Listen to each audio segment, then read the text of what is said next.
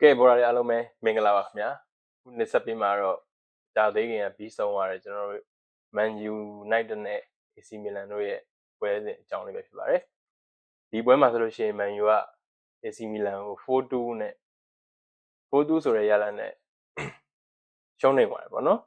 ဒီပွဲမှာကျွန်တော်တို့အများကြီးမြင်ခဲ့ရတာရှိတယ်လိုအပ်ချက်တွေအများကြီးရှိတယ်ကောင်းတာတွေရောဆိုးတာတွေရောအခုပြောမယ်ဒီပွဲမှာကျွန်တော်တို့ first line ထွက်တဲ့အချိန်မှာဒီ first line တဲ့ကစားသမားတွေကတော့ဒါကျွန်တော်တို့ Premier League မှာကံမဲ့ကစားသမားအများစုပါဝင်တယ်ပေါ့နော်ပါဝင်တဲ့အချိန်မှာကျွန်တော်ပထမပိုင်းစပြီးတော့2မိနစ်မှာပဲဂိုးရပါတယ်ကော်နာကနေပြီးတော့ Bruno Fernandes တင်ပေးလိုက်တာနေပြီးတော့ Harry Maguire ကောင်းတဲ့သွင်းပါတယ်ဒီဂိုးပြီးကြတဲ့ကျွန်တော်တို့ Man U မှာမမြင်ရတော့ position game မစားနိုင်ဘူးlow block ကြီးပဲကစားပြီး low block mid block လောက်ကစားပြီးတော့အမက်ရှိတဲ့အချိန်မှာတော့ကျွန်တော်တို့ဒီ present လေးတွေတွေ့ရတယ်ပေါ့နော်အမက် present လေးတွေကောင်းတယ်ဒီနေ့ကွန်ညာလဲချင်မပေါ့ဘူးလောကူဆိုဘာကန်နေမှမသိဘူးဒီတောင်မန်မှာအမက်တယောက်လောက်ပဲကျွန်တော်တို့အသုံးဝင်တယ် Bruno လဲခြေသွမ်းပျောက်တယ် Bruno ကိုယ်တိုင်လဲ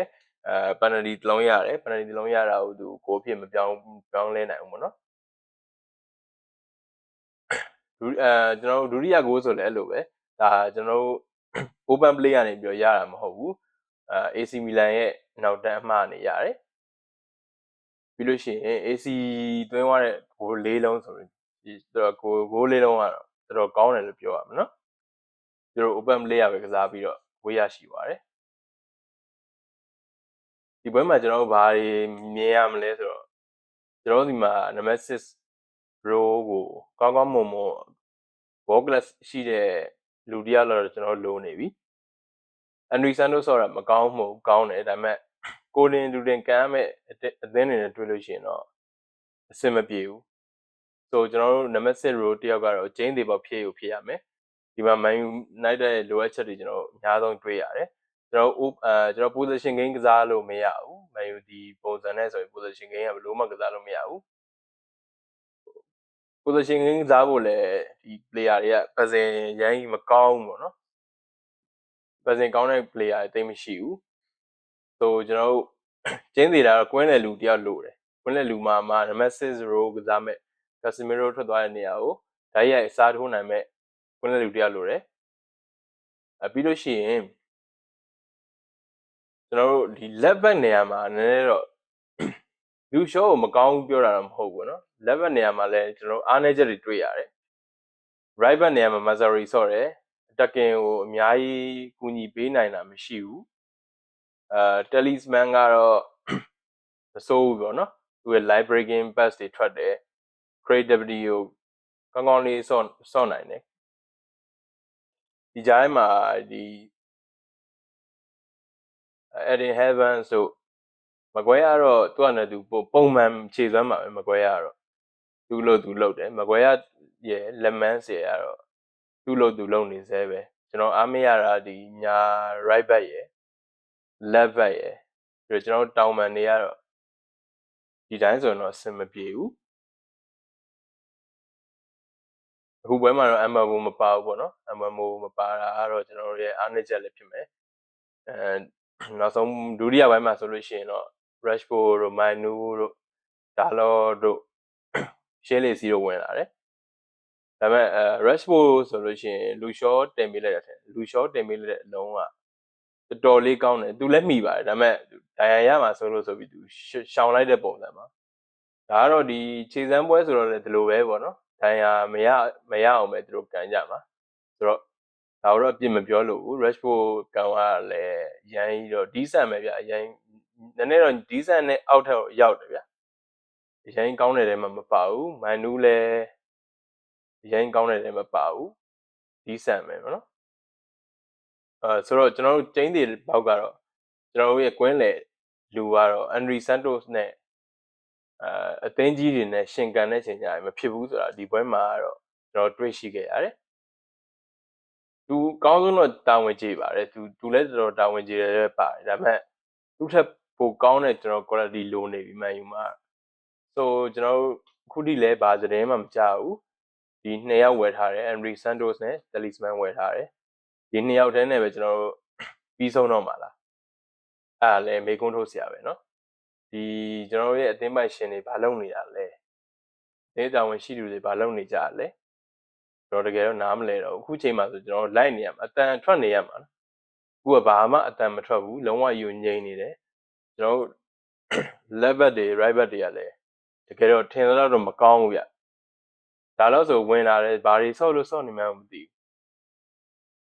ဒီဝဲမှာ lemon ဆိုပါမကယ်လို့ရှိရင်ဟိုးပိုပြတ်သွားနိုင်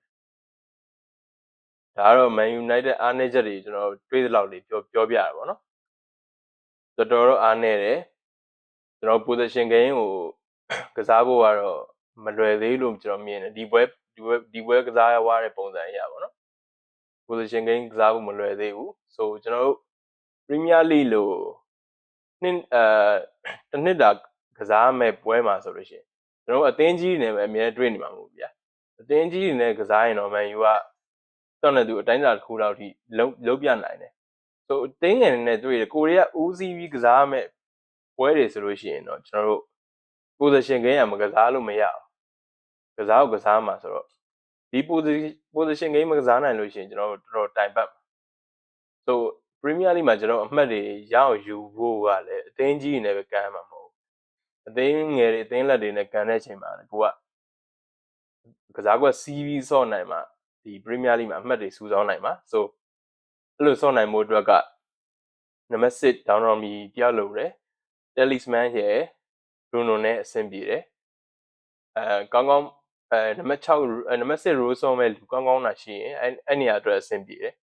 Henry Santos ကတော့နည်းနည်းပြောဖို့စောသေးတယ်ပေါ့နော်ပြောဖို့စောသေးတယ်ပြီးရင်လိုအပ်တာကျွန်တော်က left back ကနည်းနည်းအားနည်းတယ်အဖြစ်လဲရပါတယ်ဒိုကူဆော့ရင်တော့တမျိုးတစ်ပုံပြောင်းလဲလာမလားဒါပေမဲ့ American Carrick ကတော့ဒိုကူကိုသူဘေးတောင်မှန်မှာပဲထားကစားတယ်ဆိုတော့တစ်ချက်တော့စောင့်ကြည့်ရမယ်မဝယ်ခြင်းလဲ Harry Ahmed ဆိုပါတော့ထည့်စော့ကြည့်ဗျအဲ့လိုမျိုးထည့်သုံးကြည့်မှတော့ကျွန်တော်ရမယ်မဝယ်ခြင်းတော့ဒါပေမဲ့ကျွန်တော်အမြင်ကတော့ကျွန်တော် level လဲလိုတယ်ဗျ right back မှာလဲကျွန်တော်ဒါလောက် quality လောက်နဲ့ကျွန်တော်တို့ Premier League Champion မှန်းလို့မရအဆင့်၄ဝင်ဖို့တော့မှမလွယ်ဘူးဆိုတော့ပြောရမယ်ဆိုရင်တော့ Man U ကဖြည့်စရာတွေအများတယ်အရှိတန်းကအဆင်ပြေသွားပြီလို့သတ်မှတ်လို့ရတယ်ဒါပေမဲ့အလဲတန်းနောက်တန်းမှာကျွန်တော်ဖြည့်ရမယ်ကိုသမားကလည်းကျွန်တော်ဒါချိန်ချိန်သွားပြီကိုသမားကတော့ကိုသမားအရင်မလိုအပ်ဘူးဆိုတော့အလဲတန်းနောက်တန်းကဖြည့်မှရဒီနောက်တန်းမှာလည်းအခုလက်ဆန်ဒိုပြန်ကစားနိုင်တယ်ဆိုတော့ဘာပြောမစိုးဘူးပေါ့နော်စနဘတ်ကိုတော့ကျွန်တော်အရင်မပြောချင်ဘူးအဓိကလိုနေတာတော့ left back နဲ့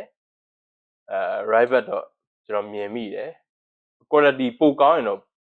ဒီကစားသမားတွေမကောင်းပြောတာမဟုတ်ဘူးဒါပေမဲ့သူတို့ထက်ကောင်းတဲ့ quality ကိုကျွန်တော်တို့ Man United ကလိုအပ်နေဆိုတော့အဲ့ဒါတွေလည်းဖြည့်မှရမယ်ကွင်းလေဒီခုအပြောင်းရွှေ့မှာတော့ကျွန်တော်ကွင်းလေတရားလောက်ဖြည့်နိုင်တော့ဘာပြောဒီထိန်းကစားသွားလို့ရတယ်ဗျာဆိုကွင်းလေတယောက်ကတော့မဖြစ်မနေလိုအပ်တယ်ပြီးတော့ဒီကွင်းလေ3ယောက်မှာကျွန်တော်ကြည့်လိုက် Henry Santos ရယ် Talisman ရယ်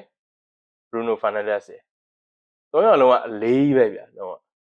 သိတာဗျာအရှေ့တန်းမှာဟိုဒိုကူရဝါဆိုဒိုကူကြီးကလုံးဝထောင်ပြီးတော့ပြေးထွက်သွားတယ်နောက်မှပါလာတဲ့လူကမရှိဘူးကွင်းလေဆိုအဲ့လိုပြက်ပြီးကိုကြံခဲ့တာဆိုတော့အဲ့ဒါတွေတွေ့ရတယ်ဗောနော်အားနဲ့ချက်တွေပေါ့အဲ့ဒါတွေကတော့ဆိုအားတာချက်ပါရှိမလဲဆိုရင်ကျွန်တော်တို့အသင်းက set piece တွေတော့မစိုးဘူးဗျ set piece တွေမှာအတိုင်းအတာတစ်ခုထိဒုက္ခပေးနိုင်စွာရှိတယ်ဆိုဒါပေမဲ့အခု set piece မှာလည်းHarry Maguire လောက်ပဲသုံးဝင်တော့မှာဆိုတော့ let's see ကြည့်ကြမယ်အခုအသင်းတာဝန်ရှိသူတွေဘာလုပ်ကြမလဲသူတို့ဘာဖြည့်ပေးမလဲဒါတွေကကျွန်တော်စောင့်ကြည့်ရမှာပေါ့နော်ပြောဖို့ကလည်းစောပါသေးတယ်ဒါပေမဲ့ပွဲစဉ်ဒီရာသီစပြီးလို့ပွဲစဉ်5ခုလောက်ပြီးရင်တော့ကျွန်တော်တို့ကခံမှန်းကြည့်လို့ရပြီပေါ့နော်ရာသီရှောက်လုံးဆိုတော့ဒီပွဲစဉ်တွေကိုလည်းစောင့်ကြည့်ဖို့လိုအပ်ပါတယ်ဒါပေမဲ့ဒီပွဲပြီးပေါ့အခုAC Milan နဲ့ပွဲပြီးမှာတော့ လိုအပ်ချက်လေးကျွန်တော်တွေးရှိခဲ့ရတယ်။ဘာလိုအပ်လဲဆိုတာတော့ကျွန်တော်ကွင်းလေတယောက်လိုမယ်နောက်တန်းမှာဖြည့်ဖို့လည်းလိုတယ်လူရှောကမကောင်းမှုဗျာဒါပေမဲ့လူရှောရဲ့ဒါလို့ရကောင်းပါတယ်ဒီဆန်မယ်ဗျာအရင်ထိုးထွက်နေတာမဟုတ်ဒါပေမဲ့ကျွန်တော်ဖြည့်တင်တာဒီဆန်ထက်နည်းနည်းလေးပိုကောင်းတဲ့ကစားသမားတွေပေါ့လိုအပ်တယ်လို့ကျွန်တော်မြင်တယ်ကွင်းလေကကျင်းဒီပေါတယောက်ဖြည့်မှရမယ်လို့မြင်တယ်မေဆင်မောင်ကလည်းဘာမှမသိဘူးဆိုတော့ကျွန်တော်ကွင်းလေနံပါတ်6 row ကတော့ဖြည့်မှရမယ်ထင်တယ်ကဲဒါတွေကတော့ကျွန်တော်ဒီ web ပြီးကိုကျွန်တော်မြင်တဲ့အမြင်လေးပဲဖြစ်ပါတယ်အားလုံးပဲမှားသွားတာမှားပါခဲ့ရင်လည်းကျွန်တော်တောင်းပန်ပါတယ်ဒီဗီဒီယိုလေးကို like and share လေးလုပ်ပေးပါကျွန်တော်တို့ YouTube မှာလည်း UMB Football ရှိပါတယ် subscribe လေးလုပ်ပေးပါလို့အားလုံးတောင်းဆိုချင်ပါတယ်ဒါကတော့ကျွန်တော်ရဲ့အမြင်ပါprofessional ကြကြီးတော့ကျွန်တော်ဒါ professional တယောက်မဟုတ်တဲ့အတွက်ပြောဖို့ကခက်တယ်ပေါ့နော်ဆိုတော့ professional တယောက်လို့တော့ကျွန်တော်ပြောအချက်လက်ကြတော့ပြောနိုင်မှာမဟုတ်ဘူးဆိုတော့ကျွန်တော်ရဲ့အမြင်လေးကိုပဲကျွန်တော်ဝါဒနာရှင်တယောက်အနေနဲ့တင်ဆက်ပေးခြင်းဖြစ်ပါတယ်အားလုံးကိုကျေးဇူးတင်ပါတယ်နောက်ဗီဒီယိုမှာတွေ့မယ်bye bye